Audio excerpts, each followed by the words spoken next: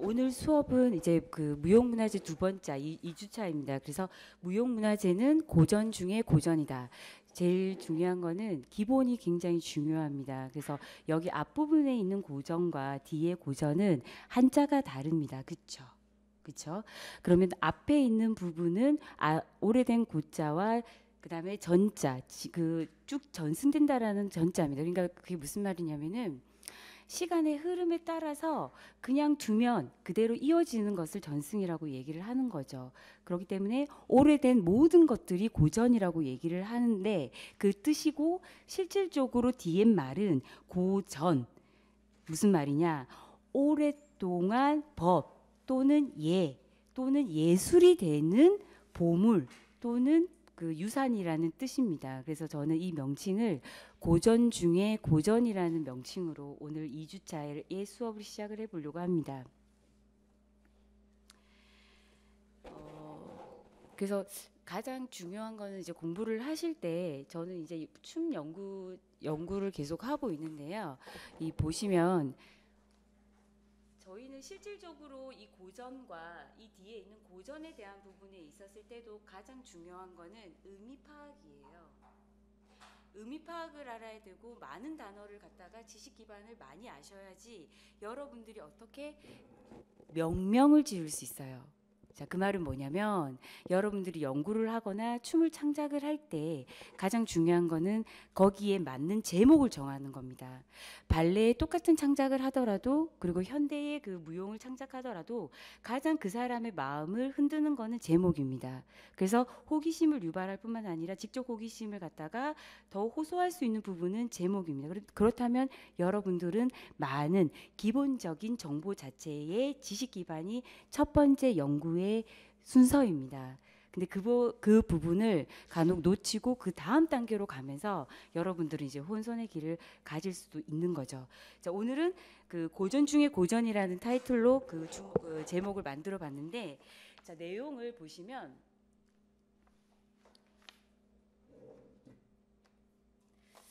자, 제목이 크게 뭐라고 돼 있나요, 지금? 네, 비슷한 것은 가짜다라는 그 소제목을 정해봅니다. 그 다음에 두 번째는 무용문화재는 무엇인가?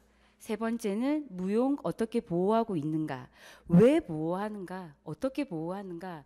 어떤 식으로 어떤 보호법 아래에 무용이 존재했었느냐? 그 다음에 맨 마지막은 우리가 무용을 하고 있기 때문에 무용 문화재 속에서의 우리 무용을 어떻게 이해를 해야 하느냐, 그리고 이 수업을 왜 해야 하느냐, 그 부분으로 전체 전개는 진행이 됩니다. 제가 너무나 좋아하는 단어예요. 비슷한 것은 가짜다입니다. 비슷한 것은 가짜다. 사실 이제 이 부분을 보면 첫 번째 부분을 보면은 이게 지금 잘 보이시죠? 방하착 시이이 구방심. 저는 이 첫 번째, 두 번째 세 가지 단계를 거친 사람만이 사실은 무용문화재의 그 예술체 또는 예술인이라고 생각을 합니다.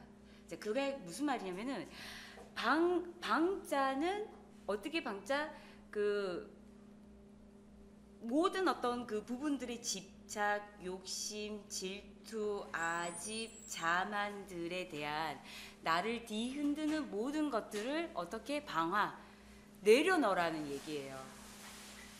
그러니까 이런 거죠. 예를 들면은 여러분들이 작품을 만들 때, 야, 이거 이렇게 해야지 내가 우리 그 교수님한테 이걸 잘 보이기 위해서, 누군가에게 잘 보이기 위해서, 그리고 짧은 시간에 큰 효과를 보기 위해서 패러디를 한다라든지, 그리고 다른 사람이 어떻게 하는지에 대해서 나는 저거보다 더 앞서가거나 나는 그걸 못했을 때 느껴지는 어떤 자괴감이라든지 그런 부분들의 모든 부분들을, 그런 집착들을 다 버리라는 거예요.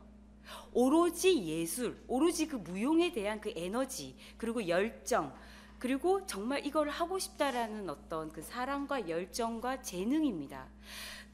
그런 어떤 부분들인데, 그런 어떤 모든 집착과 욕심과 아집과 자만을 내려놓으면 동의 상태가 된다라는 거예요. 그러면 어디로 이제 가야 하느냐의 부분입니다. 어디로 가야 하느냐. 내가 그렇다면은 모든 걸 내려놨어요.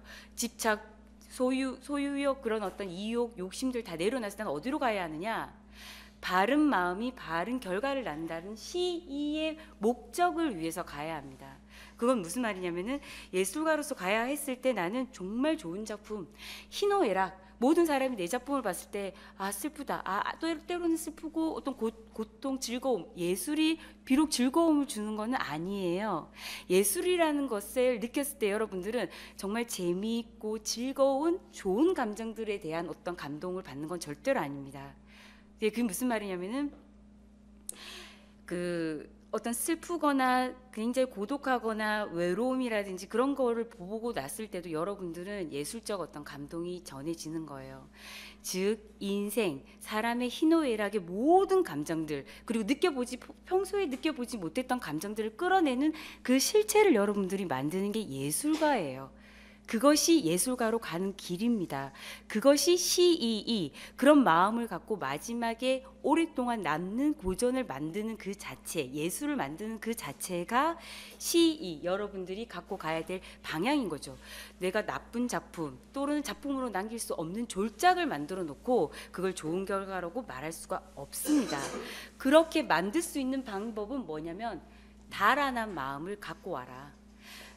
간혹 이제 여러분들은 지금 10년 동안, 4, 5년 동안 했던 모든 어떤 예술의 어떤 테크닉이라든지, 그리고 여러 사람들에 대한 어떤 그 교우 관계라든지, 그 여러분들이 갖고 있는 어떤 달란트를 갖다가 다 이렇게 생각하지 않고 새로운 것에 대한 부분에 호기심이 굉장히 극도로 높을 때입니다. 4학년 1학기이기 때문에. 근데 그 부분에 대해서 여러분들이 조금 침착하게 생각하실 필요가 있습니다. 그렇게 달아갔던 마음을 다시 갖고 오는 거죠. 그거를 저는 예술 마음이라고 지어봅니다. 예술 마음. 여러분들이 다시 한번 생각을 해보셔야 되는 예술 마음입니다. 그렇다면 그래, 갖고 왔어. 달아나. 마음도 갖고 오고 내가 어딜 가야 할지에 대한 목적도 구해줬어요. 근데 그것은 무엇이다? 그것은 꿈이고 그리고 실체가 존재하지 않는 허상일 수 있습니다. 그거를 내꺼, 그리고 그걸 현실화할 수 있는 것은 오로지 행동입니다. 행동. 어떻게 알아? 불광불급. 제가 비슷한 것은 가짜다라는 어떤 부분에서 가장 또 다른 어떤 핵심 단어입니다. 뭐냐면 불자, 가장 많이 보죠. 아니다. 부정의 부자입니다. 강, 뭡니까? 미치. 그러니까 우리가 이제 미치강이라고 얘기를 합니다. 그래서 우리 막 이렇게 꽃을 들고 머리에 꽃을 꽂은 여자를 이제 또는 이제 강렬하는 표현을 말을 하죠. 그러면 또 안일부자가 나옵니다. 안일부, 급, 다 다르다. 최고의 경제 다 다르다. 그러면 무슨 말이냐면은 미치지 않으면 미치지 못한다라는 뜻이에요. 이 단어도 굉장히 의미했습니다. 그게 무슨 말이냐면은 어떤 본인이 좋은 목적을 갖다가 정하고 난 다음에는 미쳐라는 거예요. 미쳐라. 제 인생을 바꾼 또 하나의 단어입니다. 미쳐야 미친다. 미치지 못하면 급에 달할 수가 없다. 자기가 원하는 그 어떤 최고의 어떤 그 예술가, 최고의 연구자, 또는 최고의 어떤 뭐 반려자가 될 수도 있겠지만, 그런 어떤 목적을 정했을 때 미치지 않으면 최고의 기억될 수 있는, 그리고 영원히 죽지 않는 고전을 또는 무용을 만들 수 없다라는 얘기입니다. 그래서 제가 동양예술 전통 이론 수업을 할 때는 조선 이때 우리나라가 가장 사람들이 정말 예술적 창작의 욕구가 가장 증대됐던 시기가 사실은 18, 19세기 후기였어요. 그래서 정말 미쳐있던 사람들에 대한 예술가들에 대한 얘기로 좀 편안하게 수업을 그때 진행을 했었거든요. 그래서 저는 그 단어를 여기에다가 적용을 해봅니다. 그래서 여러분들한테 조금 누추했던 마음을 다잡고, 그 다음에 조금 더 이렇게 좀 긴박하게, 좀 에너지 있게 본인이 추구하는 방향으로 가야 되지 않을까. 그런 어떤 열정을 지닌, 그리고 그 열정에서 어떤 최고로 가는 단어입니다. 사실은 불광불급이라는 거. 자, 이렇게 갔을 때, 이렇게 가는 예술가만이 나타나는 방법, 다른 사람의 어떤 눈치, 그리고 이제 정치적, 사회적 어떤 부분들에 대한 욕심들을 다 버리고 오로지 순수한 마음, 오로지 열정적인 어떤 예술을 갖다가 끌고 가야 되겠다라는 어떤 열정으로 갔을 때에 나타나는, 가장 예술가들에게 나타나는 건 뭐냐면 스타일. 김윤지 스타일. 예를 들면은 뭐 예진이 스타일, 소연이 스타일이라고 얘기를 했을 때는 이미 그 사람의 색깔이 벌써 나왔다라는 거예요. 그것이 상동구입니다. 상동구이. 똑같지만 다름 추가하자. 이제 이게 무슨 말이에요? 상동구이라는 건 뭐냐면 같음을 추구하지만 그 다른 결과로서 나온다라는 거예요. 그래서 같음을 숭상하되 다름을 추구하라는 거예요. 굉장히 좀 애매모호한 말인데, 같음, 그러니까는 시이 옳은 뜻에 대한 어떤 부분인 거죠. 옳은 뜻, 좋은 철학, 좋은 제도, 좋은 어떤 법, 문화에 대한 부분에서 좋은 거, 사람들이 이렇게 나쁜 행동을 하거나 나쁜 언행을 했을 때 기분 나쁜 것처럼 본능적인 부분입니다. 사실은 그 마음에 있는 선행 또는 선에 대한 어떤 부분일 수도 있죠. 그런 어떤 같은 것을 좋은 것, 좋은 사람, 좋은 인맥, 좋은 어떤 환경들, 그리고 좋은 문화권, 좋은 어떤 기반 시설들에 대한 거는 좋고 싫었을 때 다 모든 사람들은 좋음을 좋아할 수밖에 없습니다. 그거는 본능적인 어떤 부분의 선택인 거죠. 어떻게 보면. 그렇기 때문에 그 좋은 거를 순상은 하되 다름을 추구하라는 거냐면, 본인만의 스타일대로 추구를 했을 때에 여러분들은 그 인물은 어떻게 좀 소멸을 하지만 그가 만든 예술은 남는다라는 거예요. 어떻게? 전자. 법이 되고 예가 되고 예술이 되고 오랫동안, 제가 이제 지난주에도 말씀을 드렸다시피 오래되었다고 해서 그 모든 것을 보존하는 것은 착시 현상이라도 같다고 말씀을 드렸어요. 그게 뭐냐면 모든 오래됐던 거를 모든 거를 수용한다는 게 고전은 절대로 아닙니다. 절대로 아닙니다. 그 오랜 역사 동안 사람들의 희노애락 또는 감정, 그 보유의 가치가 있기 때문에 남았다라는 거죠. 자, 그 부분이 고전이고, 이 고전을 어떻게 법률적으로 지정을 하고 국가적으로 보호 제도를 취한 것이 유네스코 또는 문화재 보호법입니다. 그래서 제가 위에 타이틀을 이제 붙여보면은 조건 없는 예술 강규로 펼쳐낸 벽의 예술인 거죠. 그러니까 제일 처음에 이제 연구하실 때 여러분들 이제 취업도 하셔야 되고 여러 가지 부분이 있고, 일단 글을 쓰시거나 글을 또 몸으로 표현하셔야 되는 부분에서 가장 중요한 거는 뭐냐면 논리적인 전개 과정을 추려 나가요. 그럼 저는 그걸 이제 예술적 논리성이라고 얘기를 하는데, 논리적인 예술성 또는 얘기를 하는데, 논리적인 어떤 전개 과정을 끌고 나가는데, 그것이 마지막 남기는 문구는 본인의 느끼는 그 마지막 엑기스, 추출물이 나와야 합니다. 그게 논문으로서는 이제 결론인 거죠. 이제 결론인데, 제가 이 챕터장에서 남기고 싶은 여러분들한테 가장 큰 메시지는 뭐냐면, 조건이 있는 것이 아니라 이 수업을 16주차 꽉 차야지만 시험을 잘 보고 내가 저 교수님한테 성적을 그런 이제 단계에서 조금은 벗어나서 진정한 본인이 가야 될 길에 대한 어떤 부분이라고 생각을 하고, 그걸 공유하고 그 길에 가면서 여러분들이 정말 꼭 알아야 되는 지식 기반을 듣는 수업이다. 같이 공유를 하면서 조건 없는 예술 강기, 조건 없는 공부입니다. 사실은 그렇게 펼쳐내는 벽에 정말 미쳐야 미친다. 미친 사람들만의 예술, 그 미친 사람들만의 연구로서 남는 것이 어떻다? 세상과 사람과 우리의 학생들의 마음을 움직입니다.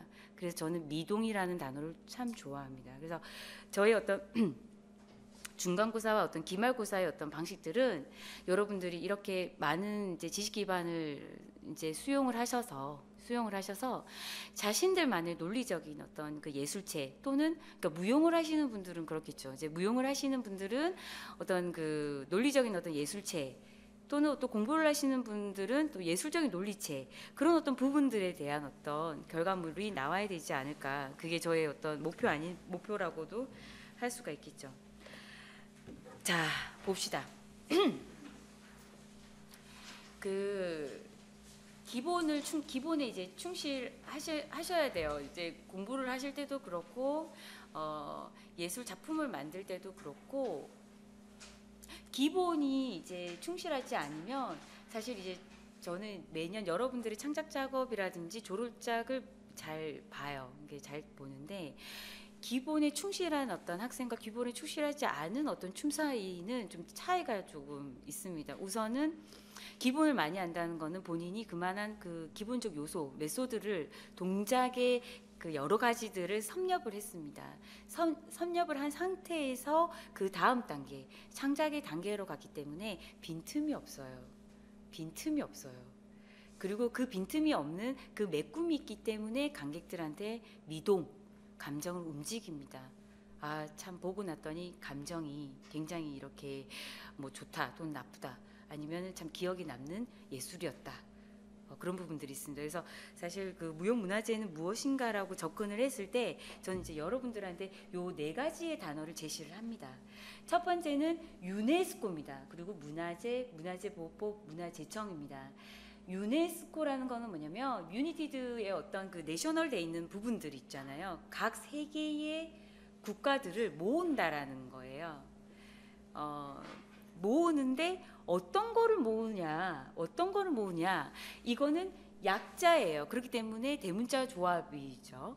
그럼 보면은 education, 그러니까는 교육, 그 다음에 science, 그 다음에 마지막 문화입니다. culture. 그러면은 예술에 대한 부분은 사실은 요 맨 마지막 그 컬처에 들어가는 거예요. 그거의 조직입니다. 조직. 그래서 유네스코인데 이게 지금 그 어떤 방향식으로 이제 가고 있냐면 사람들의 어떤 생각이, 그러니까 제가 이제 머리에서 발끝까지가 이렇게 있어요. 저 사람은 참 김윤지는 김윤지답다라고 얘기를 했을 때는 저의 이런 머리의 스타일, 옷 스타일, 그 다음에 그런 어떤 겉모습만 해당이 될까요? 그럼 뭔가요? 에? 우리 학생들 크게? 말투, 그리고 혜정은 뭐라고? 성격? 예. 정무야, 우리 정무 학생 뭘까요? 사람을 판단하는 데 있어서, 사람을 이해하는 데 있어서. 그렇죠.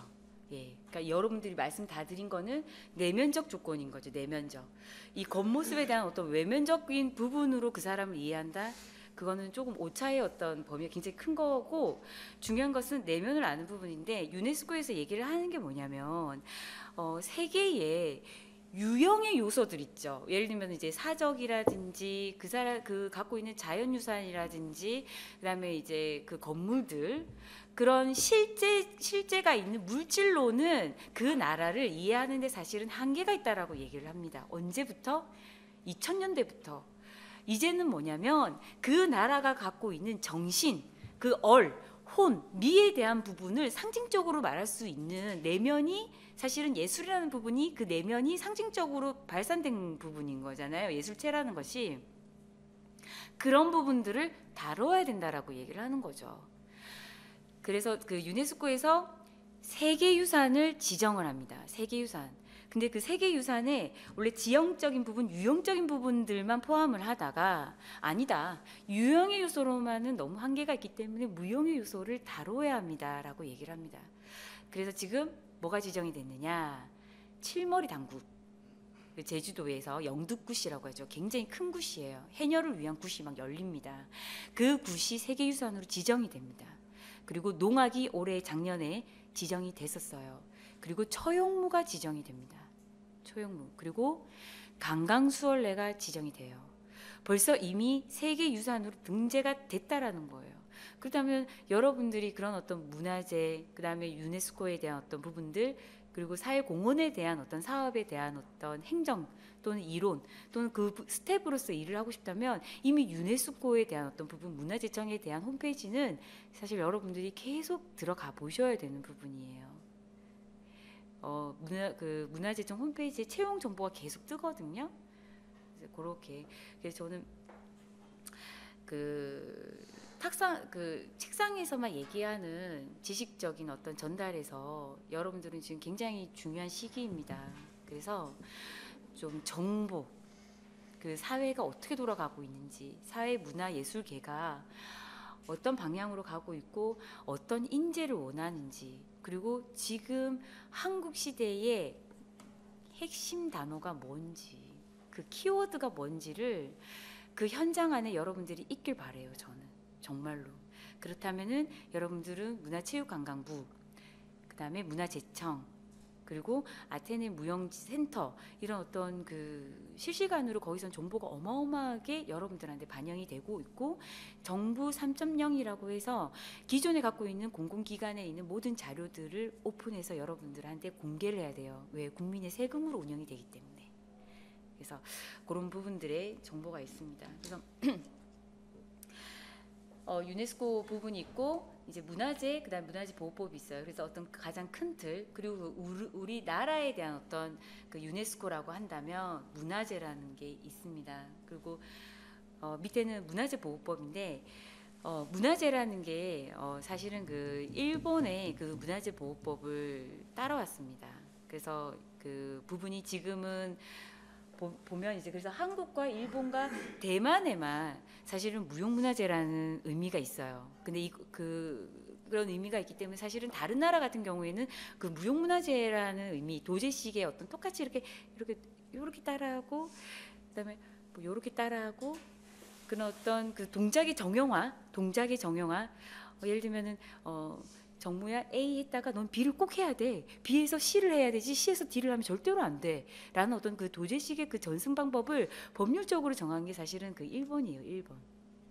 그 이제 독일과 일본에 대한 어떤 사실을 법에 대한 거를 사실 우리나라에서는 적정한 수준에서는 수용을 하는 부분이죠. 그래서 요런 어떤 부분들을, 이 세 가지의 부분들을 어디서 문화재청에서 관리를 합니다. 그리고 한국전통문화대학교라는 게 이제 설립이 돼서 이런 부분들을 이제 인력 양성을 하고 있죠. 네, 오른쪽으로 이렇게 가보시면은 이쪽 챕터에는 지금 그 무형문화재, 그 한국, 일본, 대만, 가변성, 유연성 이런 부분으로 이제 제시를 했는데, 이게 뭐냐면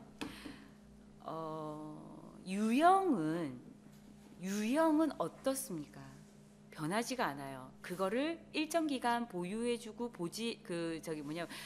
보수해주고 들어가는 어떤 비용을 적절하게만 해서 유지를 해준다면은 절대로 이 부분들에 대한 유형의 부분들은 실질적으로 변하지가 않는데, 사람인지라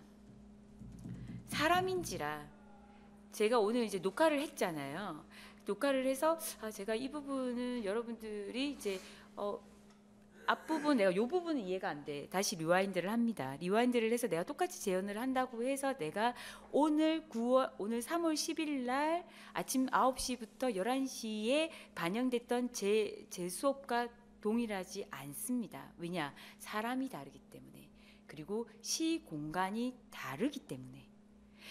나와 똑같은 복제, 똑같은 생각을 갖고 있는, 똑같은 모양을 갖고 있는 복제가 나타나지 않는 이상은 나와 똑같을 수는 없다라는 거예요. 지금 이 시간에 이 공간에서 내가 말하는 것은 무형의 어떤 부분이라는 거죠. 무형의 부분을 지금 이렇게 유형화로 PPT로 만들었습니다. 유형으로 만들었기 때문에 여러분들은 보고 남게 돼 있는 거죠. 사실 문화재라는 무용의 문화재도 마찬가지예요. 이 무용의 요소를 가변적이고 즉흥적이고 자율적인 부분들을, 그래 어떻게 그걸 정리해? 정립할 수 없어. 그걸 어떻게 유형화를 해? 그걸 어떻게 정형화를 해? 내버려 두면은 어떻게 돼요? 어떻게 됩니까? 제 강의가 이렇게 기록화되지 않고 PPT로 정리화되지 않고 개념화되지 않으면 제 강의는 어떻게 됩니까? 그렇죠. 사라집니다. 무형문화재는 사라져요. 그렇기 때문에 보호하려고 하는 거예요. 더더욱이. 물론 제가 좀 전에 말씀드렸던 대로 그 나라의 문화를 알려면 유형의 유적, 유물 또는 보물, 그 실제가 있는 물질 문화로서는 부족합니다.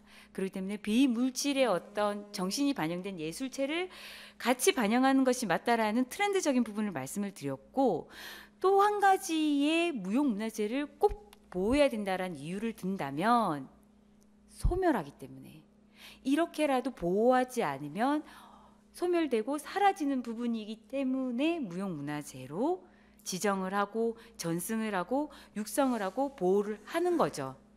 자, 지금 보시면 전통 연행, 음식 제조, 공예 기술이 있어요. 이 세 가지가 우리나라에서 말하는 무형문화재의 유형이에요.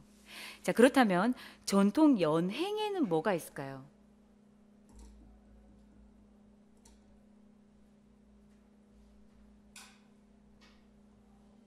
자, 우리 1분 생각하세요. 자, 1분 생각을 해서 전통 연행을 종목도 상관없어요. 큰 틀도 상관이 없습니다. 한 분씩 얘기를 한번 해보길 바랍니다. 응? 전통 연행. 예. 그러니까 종목들.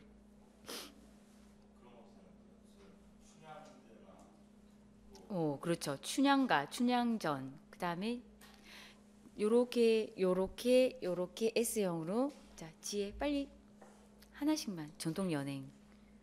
예.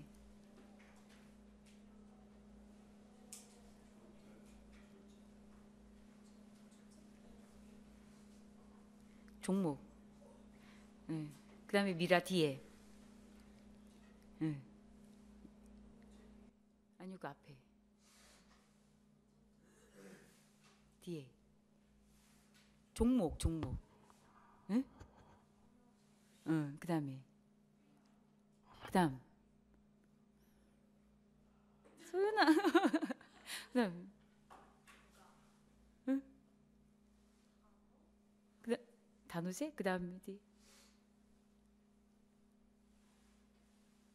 뭐 정무가 막 가르쳐 주잖아. 네? 그다음.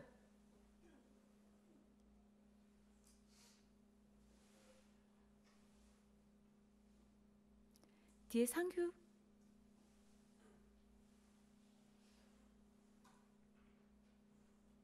예진이. 잘 안 들려요. 네? 은수. 마당극은. 예? 재래약? 재래약을 어디서 알았어요? 정무야. 재래약이 뭐예요? 종묘 재래약. 그렇죠. 나왔는데 그래 잘했어. 그다음 예찬이.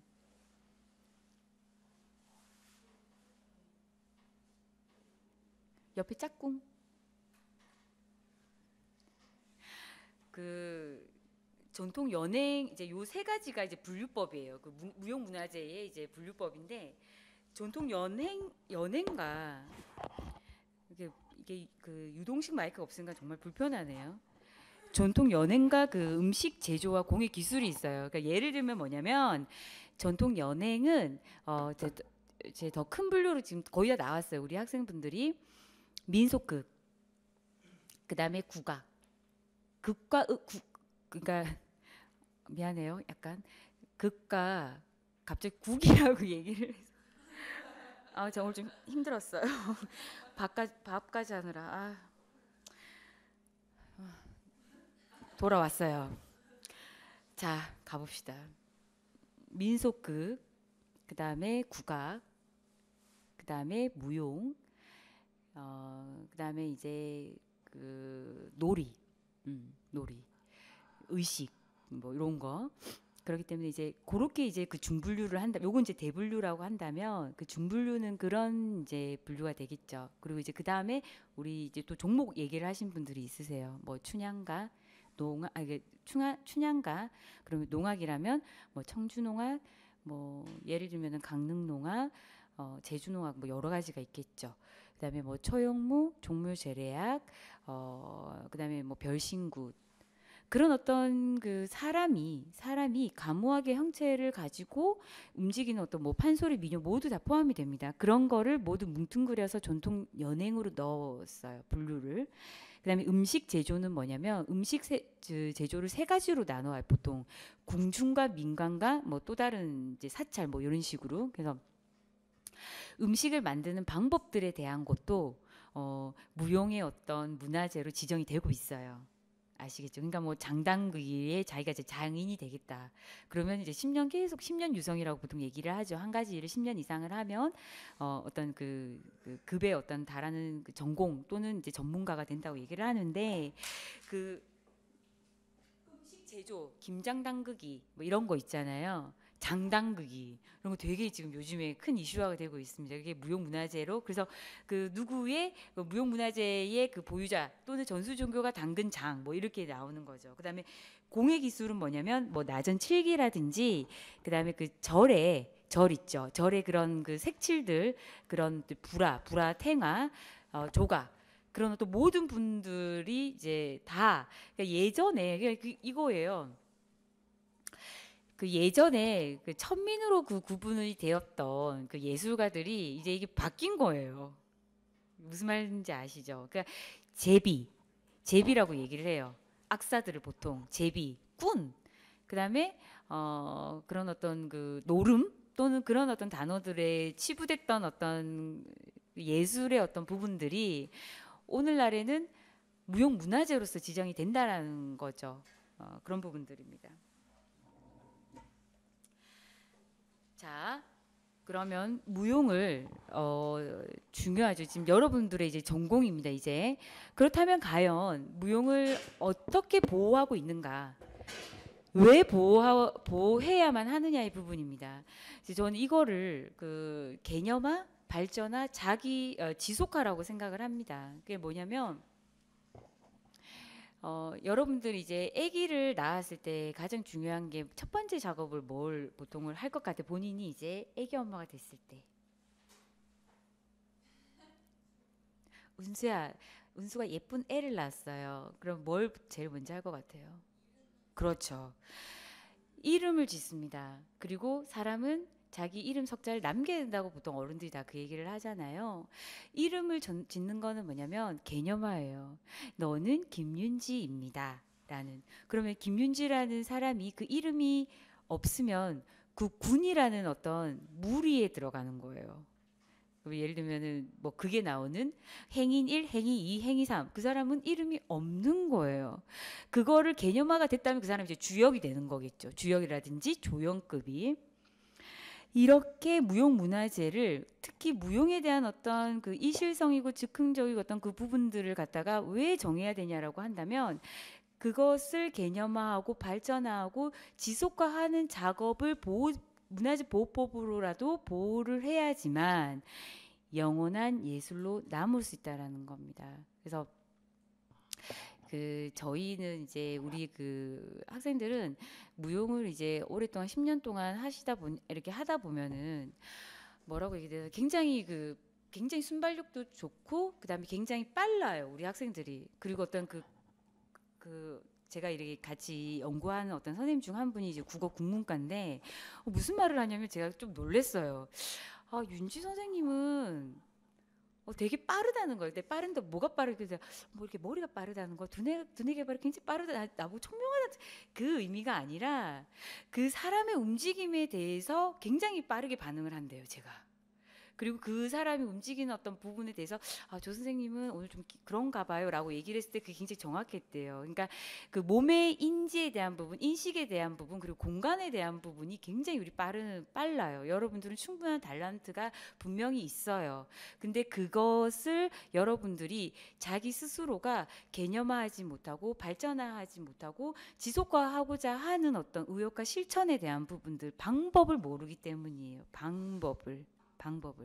그렇기 때문에 여러분들이 갖고 있는 달란트를 이 무용계 또는 이 예술계 또는 어떤 학계에서 본인들이 갖고자 한다면 이런 어떤 방법적인 부분들에 대한 부분들을 여러분들이 하셔야 돼요. 그렇다면은 여러분들은 영원한 여러분들의 미쳐야 미친다라는 어떤 예술가 또는 이론가가 되지 않을까라는 생각이 듭니다. 그래서 이런 어떤 영원한 예술로 남기 위해서 뭘 해야 하고, 자, 두 번째는 뭐냐면 두 번째, 세 번째는 시대적인 부분이에요. 사실은 사실 첫 번째는 굉장히 정성적인 부분이에요. 지혜야, 너 이러면 안 돼. 너 진짜 와서 공부도 하고 공부를 해서 기록해야 돼. 뭐 이런 거. 예진아, 너 나갔던 마음 다시 잡아와. 이거는 뭐라고 얘기해? 정성적인 거예요. 지혜와 나의 우정, 뭐 이런 거. 근데 이 두 번째, 세 번째 영역은 뭐냐면 굉장히 현실적인 부분이에요. 자국 문화의 정체성 및 문화 육성입니다. 이게 뭐냐면 지금 국가 3대 국책 중에 하나가 문화 육성이에요. 문화 육성 하세요라고 나왔어요. 이미 오래전부터, 2년 전부터.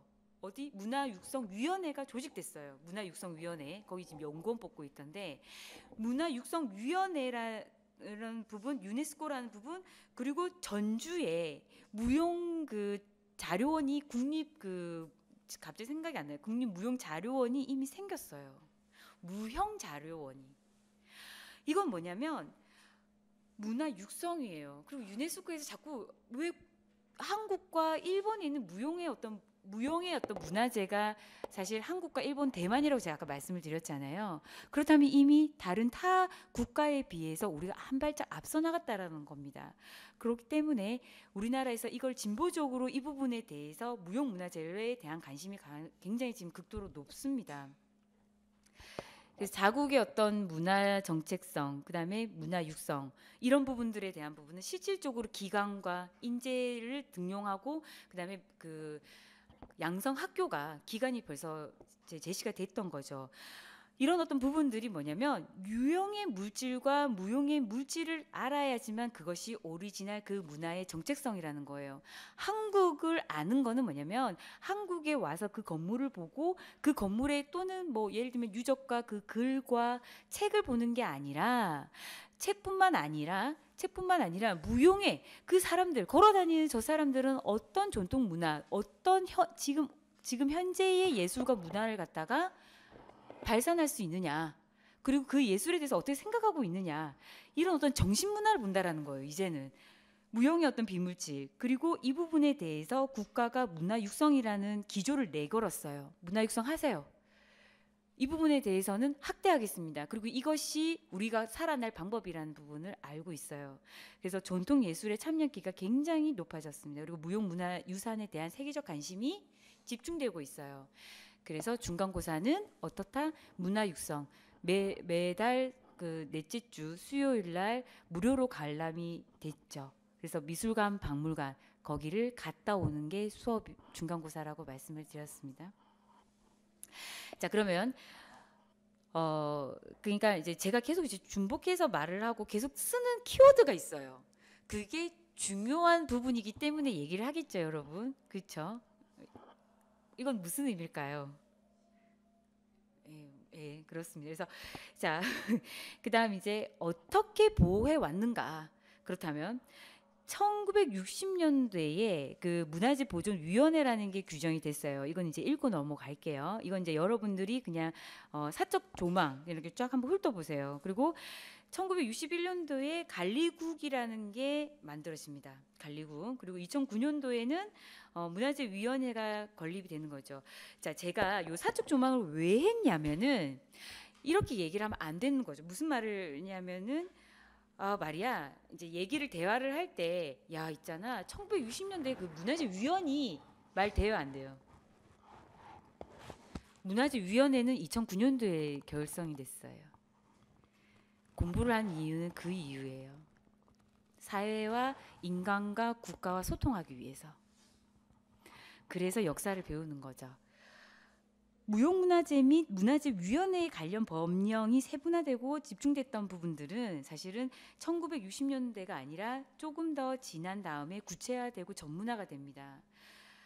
자, 요 밑에 부분을 조금 더 읽어보면은, 그러면 왜 문화재보호법이 왜 있냐라는 거예요. 문화재보호법이 이 법은 문화재를 보존하여 민족 문화를 계승하고 이를 활성화할 수 있도록 함으로써 국민의 문화적 향상을 도모하고 인류 문화의 발전에 기여함을 목적으로 하기 때문에 문화재 보호법 1조의 이 목적에 대한 부분들을 제시를 했어요. 그렇기 때문에 문화재 보호법을 디테일하게 규정하고 그리고 계속 이제 매해 개정을 하겠다라고 얘기를 하는 거죠. 명분을 내거는 겁니다.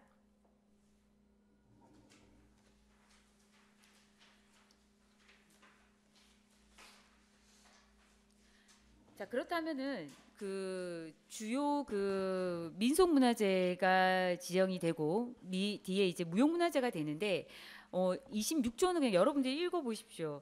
그리고 41조를 보시면 제가 그때 지난 시간에 이제 얼핏 얘기를 했는데 이것이 이제 법령으로 지정이 됐다라는 거예요. 그래서 주요 무형 문화재 보호자는 문화재청장이 그 임명을 이제 하는 거죠. 그 지정 과정에 대한 거는 문화재위원이나 전문위원회 구성으로 이루어집니다. 그리고 중요한 거는 보유자들이 해야 할 가장 의무가 여기에 명기가 돼요. 뭐라고 명기가 되냐면 뭐예요 이게? 크게 전수교육. 보유자로 나라에서 우리 인간 문화재를 지정을 했어요. 그쵸? 그러면 우리 인간 내가 됐어요. 인간 문화재. 난 뭘 해야 한다? 육성하기 위한, 전승하기 위한 전수 교육을 의무화를 시킵니다. 자, 그다음에 세 번째 전수 교육에 필요한 경비는 어디서 모두 우리 국가가 그걸 해주겠다. 무상으로 우리가 그 할 수 있게끔 개인 사비가 아닌 국가에서 그 돈 다 지원해 주겠다라고 얘기를 하는 거죠. 그 다음에 4번을 보면은 전수 교육을 받는 자에게 장학금을 지급하시오. 그러니까 알아야지 힘입니다. 가서 전수 이제 자기가 이제 막 열심히 전수를 해요. 그러면 장학금 받아야 돼요? 안 받아야 돼요? 여기까지. 자, 그 다음에 5번입니다. 명예 보유자에게는 특별 지원금을 지원합니다. 이게 왜냐면 그 이제 보유자가 있고 전수 조교가 있고 이수자가 있을 때 일정 금의 그 월급 쉽게 말하면 그런 어떤 매달 지원을 해줘요. 문화재청에서. 근데 전수 교육을 할 수 없는 상태가 됐을 때 보유자는 명예 보유자가 돼요. 그러면 명예 보유자는 일정 기금을 전수 교육을 하기 때문에 받았던 지원금을 받지 못하고 특별 지원금으로 바뀐다라는 거예요. 이해되셨죠? 자, 그 다음에 6항 전수 교육과 장학금 특별 지원금의 지급에 필요한 사항은 대통령령에 정한다라고 이제 돼 있습니다. 그래서 이런 부분들이 법령화가 돼 있다는 거예요. 자, 마지막 부분이에요.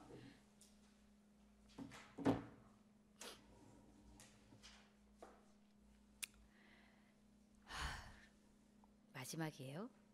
자, 무형문화재로서의 이제 무용의 이해라는 타이틀을 만들어 봤어요. 자, 그러면 우리 오늘 그 시간 동안 굉장히 그 뭐라고 해야 되나? 사실 저는 항상 스토리가 있어요. 수업에. 저만의 스토리예요, 그건. 그걸 발견하시는 분들은 수업을 열심히 들으셨겠죠. 제가 그 제 썰을 풀면 첫 번째 저희 시나리오 첫 번째는 뭐냐면 이 수업을 왜 듣느냐?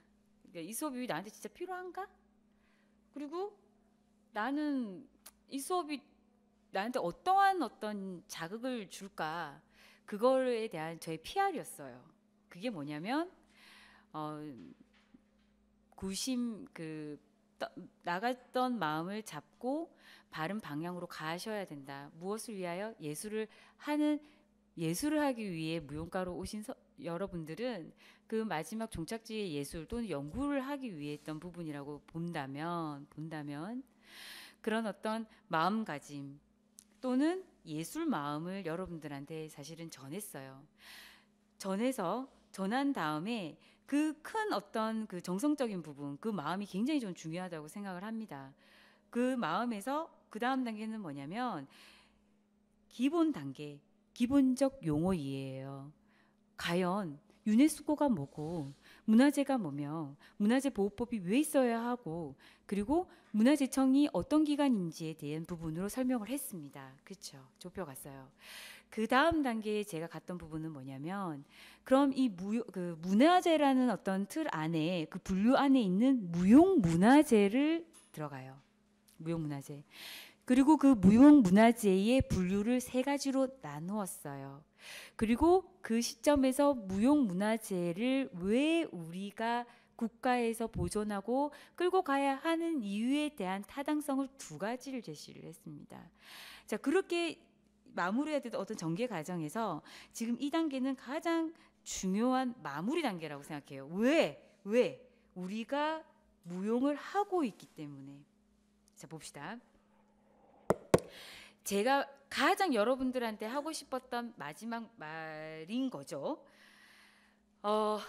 지금 이제 우리나라 같은 경우는 주요 무용 문화재가 8종목이 있어요. 8종목이 있는데 개인과 단체 종목으로 나눠요. 자, 여기서 승무, 살풀이, 태평무는 말 그대로 이걸 우리가 다른 말로 뭐래요? 동무라고 그러죠. 혼자 추는 춤이에요. 혼자. 동무의 양식입니다. 그래서 승무, 살풀이, 태평무는 개인 종목으로 규정이 돼 있어요. 그리고 단체 종목 같은 경우에는 처용무, 승정무, 건무, 학연화, 대합, 설무, 진주, 교방이라는 걸로 들어갑니다. 자, 여기서 유네스코에 등재가 된 거예요. 뭐가? 요게 처용무가. 근데 이거 어마어마하거든요. 이걸 얘기를 하자면 끝도 없어요. 정말 처용무는 정말 대단합니다. 너무 추상적이죠. 제가 그거는 조금 다시 말씀을 드리겠지만 우선은 먼저 이제 그러면 주요 무용 문화재가 있고 그 시도 무용 문화재가 있잖아요. 그럼 뭐예요? 시도 무용 문화재는 뭐고 주요 무용 문화재는 뭡니까라고 얘기를 한다면 문화재청에서는 중요 무용 문화재와 시도 무용 문화재에 대한 전체적인 부분을 관할을 하는데 이 주요 무용 문화재와 이 개인과 이 단체 종목에 한해서만 사실은 관리를 해요. 그리고 시도무용문화재는 우리나라가 뭡니까? 지방자치제잖아요.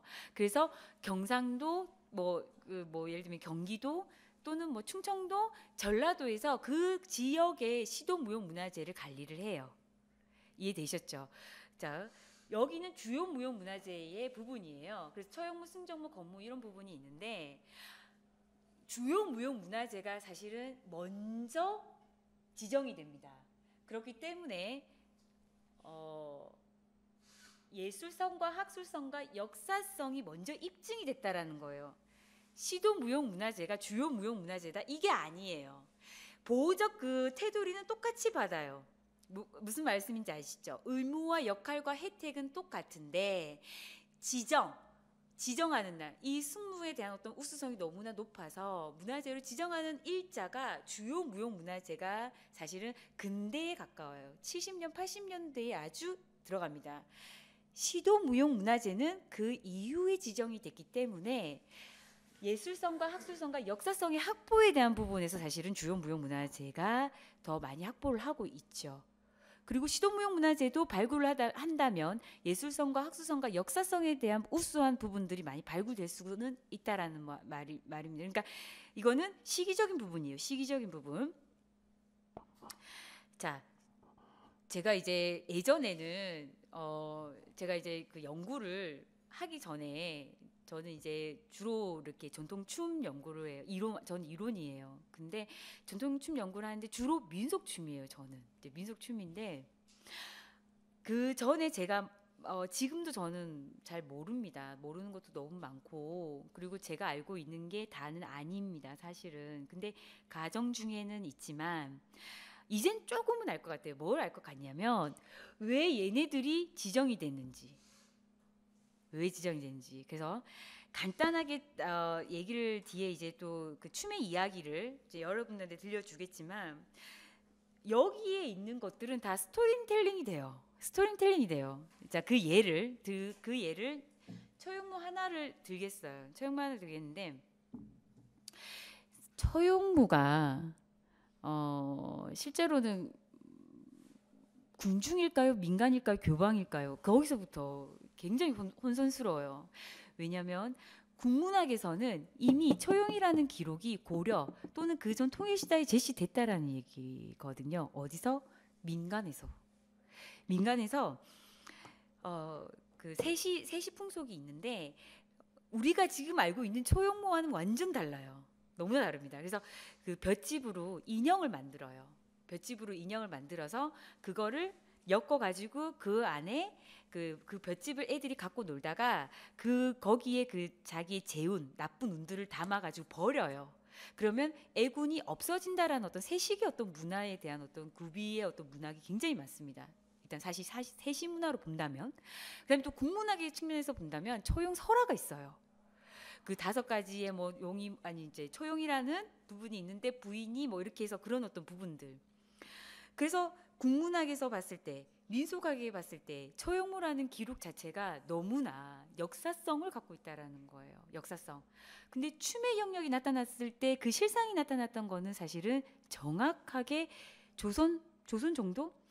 정제 무도 홀기 악각개범에 5가지 용이 나와요, 실제로. 그리고 고려 말에 되면은 오색이죠, 오색. 뭐 흑, 저기 뭐 예를 들면은 노랑, 뭐 저기 뭐냐 파랑, 뭐 파랑, 노랑, 이래서 우리가 오색이라고 얘기하는 복장을 하고 얼굴이 큰 가면을 쓴 초용무가 그 그림 도상에 막 나옵니다. 근데 한 곳에만 나오면 괜찮은데 미술학에서 이 초용무라는 그림 도상이 계속 나와요. 계속. 근데 더 재미난 건 뭐냐면 그 한 시대만 바짝하는 어떤 강남 스타일이었냐? 그게 아니었다는 거야. 그게 고려 때부터 나왔다면 고려, 조선, 정기, 후기 때부터 이게 기하급수적으로 막 나온다는 거죠. 이거 어마어마한 우리의 전통 예술이에요. 문화예요.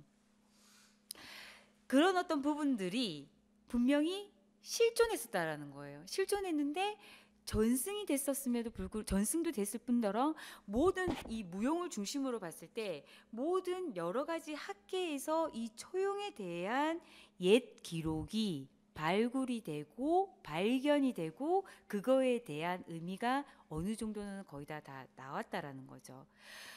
이러한 우리의 유산을 어떻게 지정을 해야 하기 때문에 지정 보고서를 쓰고 이것이 지정이 돼요. 5. 자, 그런 어떤 상태에서 이 예술성과 학술성과 역사성의 무용 고전으로 발전을 하고 있는 거죠.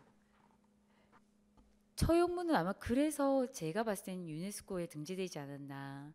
처용무는 그거예요. 세계유산이에요. 그러니까 우리 한국의 유산일 뿐만 아니라 세계적 유산인 거죠.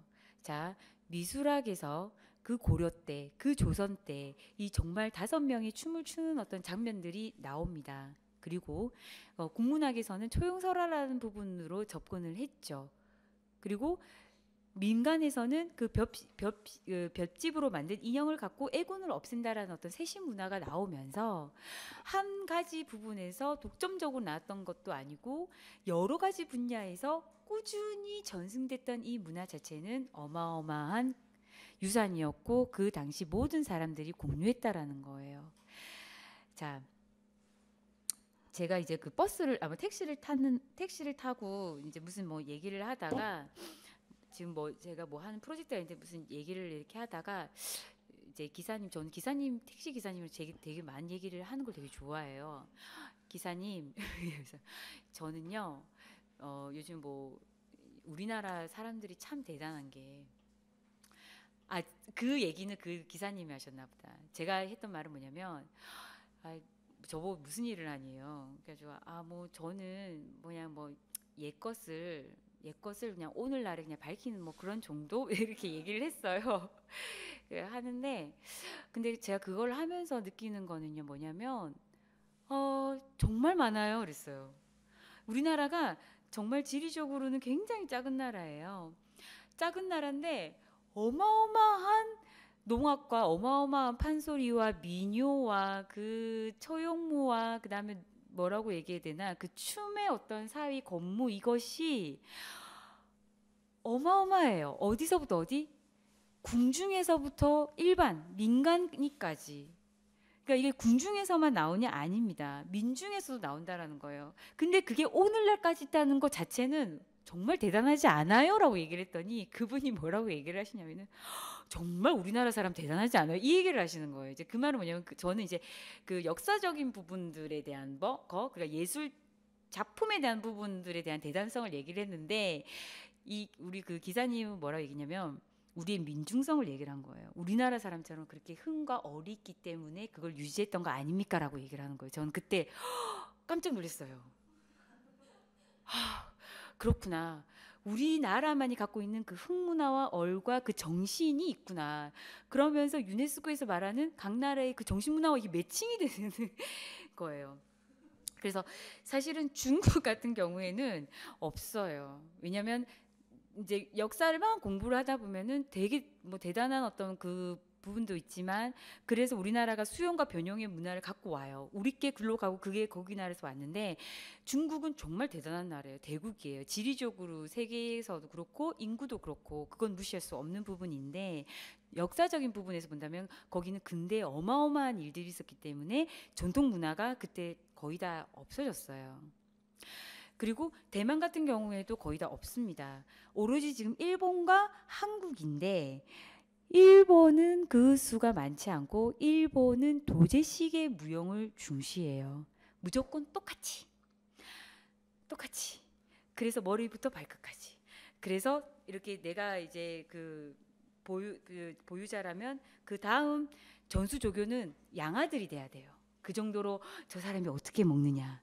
저 사람이 무슨 생각을 하고 있지? 오늘 누구를 만났고 어떤 형태로 자고 그다음에 그러니까 의식주의죠. 의식주. 모든 것들을 똑같이 따라해요. 예를 들면 우리 옛날에 그 모털도사가 저 배추도사 모털도사 엄청 재밌게 봤거든요.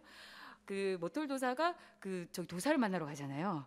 그래서 걸레질하고 옷하고 막 그 나무 하면서 불을 이렇게 끓이는 장면들이 있었잖아요.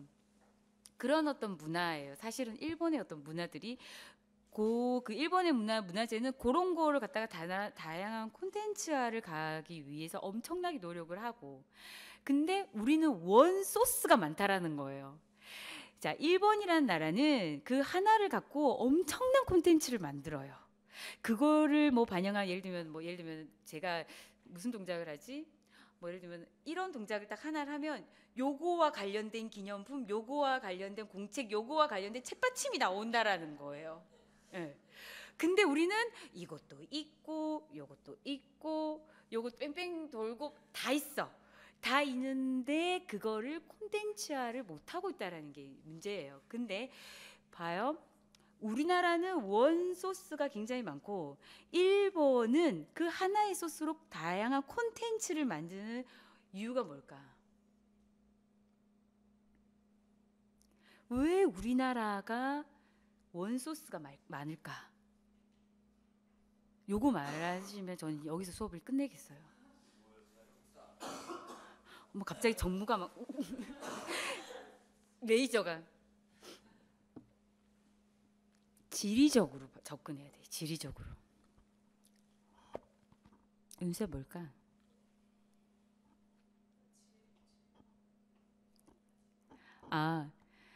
우리나라는 어마어마한 전통 문화를 갖고 있어요. 택시 기사님이 말했듯이 우리나라 정신이 있기 때문에 너무 중요한 얘기였어요. 근데 일본은 그만한 어떤 무용의 어떤 게 별로 없다는 거죠. 우리나라에 비해서 물론 보호제는 되게 먼저 앞섰지만 근데 그 하나를 갖고 콘텐츠화를 굉장히 잘해요. 정밀화, 섬세화. 근데 우리나라 같은 경우에는 원 소스가 많다고요. 그 두 개. 근데 중국은 원래 원 소스가 많았어요. 근데 역사적인 대혁명이 일어나면서 전통 문화가 거의 다 없어졌죠. 참 우리나라 입장에서 본다면 다행입니다. 왜냐하면 대만에서 우리나라 전통 문화를 무용을 하시는 선생님을 데리고 가기 때문에 지금. 근데 일본과 한국을 비교를 해본다면 일본은 섬이에요. 이해되셨죠? 섬은 굉장히 전통에 대한 부분이 그거를 정통성이라고 그래요. 오리지널, 완전 전자와 전통성과 정통성은 틀려요. 표정 관리해야 되는데 아, 이번 차도 막는 것 같네요. 다음 차 시에 미안해, 저 오늘 조금 상태가 별로예요. 정통성과 전통성은 틀려요. 정통성은 정형화된 정자를 써요. 완전 우리 발일정, 완전 정말 실토 하나 없어야 돼. 그렇다면 일본이 하고 있는 문화재의 전승의 방법은 정통인 거예요. 정통. 우리나라가 말하고 있는 거는 뭐냐면 사실은 전통은 아니에요. 우리나라의 문화재의 어떤 시스템과 관리국에 일하시는 분들의 어떤 마인드와 그 연구자들의 마인드는 뭐냐면 인정해야 돼. 사람이 하는 거기 때문에 변형 인정해야 해. 이거예요. 근데 그 기본적인 갖고 있는 기초 원형을 유지해야지만 우리가 지속적인 발전을 할 수 있다라는 게 큰 맥락 정신이에요. 맥락적 정신이에요. 근데 일본은 정통성이에요. 그거는 지리적인 부분, 섬이기 때문에 사실은 어떠한 유입과 변형이 없어요. 그렇기 때문에 우리 일본이 갖고 있는 그 오리지널 자기네의 문화를 갖고 있을 수가 있었던 거예요. 근데 그것도 이점이죠. 하지만 조금은 안 좋은 점으로 접근을 한다면 뭐냐면 다른 사람들, 다른 나라 또는 다른 문화가 접근하기에는 일단은 멀고 갈 수가 없어요. 옛날의 어떤 그 교통으로 본다면 굉장히 갈 수는 있지만 멀어요. 오래 걸려요. 정통성을 유지할 수밖에 없는 지리적 요소를 갖고 있었다라는 거죠. 근데 우리나라를 보면은 제가 동양무용사 수업을 할 때 지도를 크게 그려요. 항상. 그래서 삼국시대를 예를 들면 고려 때 지도 이렇게 보면은 우리나라가 요충지입니다. 다시 말하자면은 갑자기 글귀가 생각났어요. 전통문화예술의 허브입니다. 쓰세요. 우리나라는 역사적으로도 우리나라 지역 자체가 전통문화 교류의 허브입니다. 허브. 자, 허브가 뭐냐면 여러분들 랜선들 만들 때 그 허브 하나에 쫙 이렇게 퍼지잖아요. 허브. 똑같아요. 우리나라는 한국이라는 나라를 기점으로 중국과 교류를 해요. 그렇죠? 그리고 일본도 가까이에 있는 한국이 있잖아요. 자기 입장에서 봤을 때는 한국에 가깝지 중국보다는 한국에 가까워요. 여기가 허브 역할을 했다라는 거예요. 당연히 많을 수밖에 없지. 당연히 많은 요소들을 밝힐 수 없죠. 그래서 제가 아까 말씀드리면서 굉장히 중요한 얘기가 나왔는데 정통성과 전통성은 틀립니다. 우리나라의 어떤 문화재 보호법, 전통 문화 예술이 지향하는 방향은 전통성입니다. 그 개인의 자유, 그 개인의 어떤 즉흥적인 부분의 무용의 예술, 무용이 갖고 있는 예술 자체의 본질적인 부분은 우리는 인정하겠다라는 거야. 인간이 갖고 있는 자기 개인적인 어떤 그 특성들 반영하겠다. 하지만 기본적으로 들어가고 있는 초용무의 5명이라는 구조, 그렇죠? 그리고 왜 오방색이라는 의미에 대한 부여는 흐려지면 안 된다라는 게 문화재 보호법의 어떤 정신인 것 같아요. 자, 그래서 보면은 무질서를 질서화하고 무관념을 관념화하는 것이 중요한 포인트인 것 같아요. 그리고 저의 수업 또한 마찬가지입니다. 그래서 이러한 수업, 이런 어떤 우리가 무질서되고 혼선돼 있던 부분들을 어느 정도는 질서화를 하고 이름이 지어져 있지 않은 어떤 부분들에 대해서 이름을 주고 개념을 하고 관념화를 만들 때 예술성, 학술성, 역사성의 무용고전으로 발전이 가능하다라는 거예요. 자, 예술성, 학술성, 역사성은 무용문화재를 그러면 무용문화재 지정할 때 그럼 뭘 기준으로 합니까라고 하면 이 3가지예요. 예술성, 학술성, 역사성이라는 거죠. 무슨 말이냐면은 자, 예를 들면은 건무가 예를 들어있어. 건무는 주요 무형문화재로 지정이 됐습니다. 예술성이라는 건 뭐냐면 옛날에 있다고 해서 다 우리 거, 옛날에 있는 요강, 뭐 예를 들면 옛날에 있던 내가 썼던 빗, 예를 들면 옛날에 썼던 내가 신었던 신발이 고전이 됩니까? 아닙니다. 그 당시에 있었던 보통 100세대를 그 3세대, 그러니까 100세, 3세대 이상의 그 역사성을 갖고 있어야 돼. 기간적인 부분. 그러면 그 3세대 이전에 A라는 어떤 부분이 있다면 그것이 1세대, 2세대, 3세대 오늘날까지 전승되었다는 건 뭐냐면 전승될 만한 가치가 있었다라는 거예요. 내가 건물을 추는데 고려 시대에 내가 이렇게 건물을 쳤는데 그 주변에서 봤던 사람들이 그 예술성에 너무 우수하고 너무 멋진 부분이라고 하면 모든 사람들이 그 춤을 배운다는 거예요. 그 모든 사람들이 그 부분에 대해서 그 춤을 이어간다라는 거예요. 그거는 예술성이라는 거죠. 예술성이 없는데 왜 그거를 배우겠습니까? 그렇죠? 예를 들면 나한테 저기 미라야 여기 지금 봐. 4번 했어. 자, 그다음에 위로 올라갔어. 자, 이거야. 이거 예술성 있어요? 내가 여러분 18명한테 이거를 가르쳐요. 나는 이제 그만둬야지. 예술성이라는 건 뭐냐면 그 사람이 갖고 있는 저기 서두에 말씀드렸다시피 그 희노애락이 담는 그 예술체가 돼야 된다라는 거죠. 그런 가치가 있느냐. 그리고 학술성. 고려 시대의 그 건무, 기생들이 쳤던 거, 예를 들면 그 박제가가 그 건물을 보고 건무기를 쫙 씁니다. 시를 써요. 박제가가. 그 당대 최고의 학자가 정말 대단했다고 쓰는 거죠. 예술에 대한 부분들에 대한 것도 놓치지 않고 그걸 썼다라는 건 뭐냐, 했다는 건 뭐냐면 그만큼 이것이 건무라는 것이 중요했다라는 거예요. 이게 기록화가 남아 있냐, 쉽게 말하면 기록이 남아 있느냐. 기록이 그 만든 기록이 아니라 유지되었던 기록이냐, 전승되어 왔던 기록물이 있느냐의 부분입니다. 그거는 역사성과 맞물린다라는 거죠. 이런 어떤 3가지 조건, 이 3가지 중에 하나만 충족돼도 안 됩니다. 2가지만 충족돼도 안 돼요. 이 3가지에 대한 부분들이 입증이 돼야지만 주요 무형문화재 또는 시도 무형문화재로 갈 수 있습니다. 그래서 무용의 고전으로서 발전이 이제 가능한 거죠. 자, 필기하실 분들은 이제 조금 필기 한번 자유롭게 하십시오. 자, 그래서 제가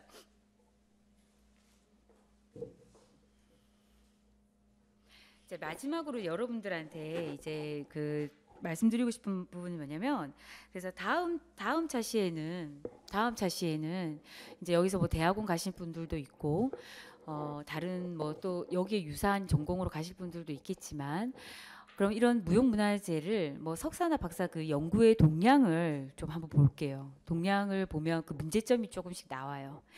그래서 그 트렌드적인 부분을 보면서 세계 그 무형유산으로 무엇이 등록됐느냐라고 접근을 하는데, 마지막으로 제가 여러분들한테 말씀드리고 싶은 게 뭐냐면, 특히 우리 그 현대랑 발레파트한테 말씀을 드리고 싶은 게, 지금 세대는 아니어도, 그쵸? 벌써 이사도라 던 피나바우시, 벌써 이분들은 분명히 무형문화재 유네스코 등재될걸요? 무슨 말인지 아시죠? 우리나라 내에서의 오리지널 역사성을 갖고 있기 때문에 무형문화재 또는 유네스코가 등재가 됐죠. 그렇죠? 근데 우리나라도 현대나 발레의 고전이 생깁니다. 피나바우시의 여러분들 봄의 제전 맞나요? 그럼 예를 들면 발레의 불새 있죠. 그런 어떤 클래식의 어떤 부분들도 실질적으로는 우리나라에서 우리가 지금 세대가 아니어도 그 전 세대에서 쭉 꾸준히 예술성과 학술성과 역사성을 지니고 왔다라는 게 증명만 된다면, 우리 다음 세대는 이것이 우리의 또 무형문화재가 된다라는 거예요. 그러니까 지금 기존에 있는 어떤 무형문화재가 앞으로는 쉽게 설명을 하자면 뭐냐면, 예를 들면 18, 19세기에 그때는 그게 유행이었어요. 그게 유행이었다고. 그게 춤이었고 그게 소리였고 음악이었어요. 그것이 3대가 지나고 나니 입증됩니다. 참 좋았구나. 그래서 무형문화재 보존으로 저희가 지정을 하는 거잖아요. 그러면 오늘날 우리가 하고 있는 모든 어떤 예술, 비지정이었던 문화의 예술들이 3세대 또는 4세대가 되면은 그것이 또 다른 전통 문화가 된다라는 거예요. 이해되셨죠? 그래서 어떤 여러분들이 오늘 그런 어떤 그 큰 틀에서 잘 이해해 주시길 바라고, 저희는 그 다음 주에 뵙는 걸로 하는데, 혹시 뭐 질문 없으면 그럼 이것으로 다 끝내도록 하겠습니다. 네, 감사합니다.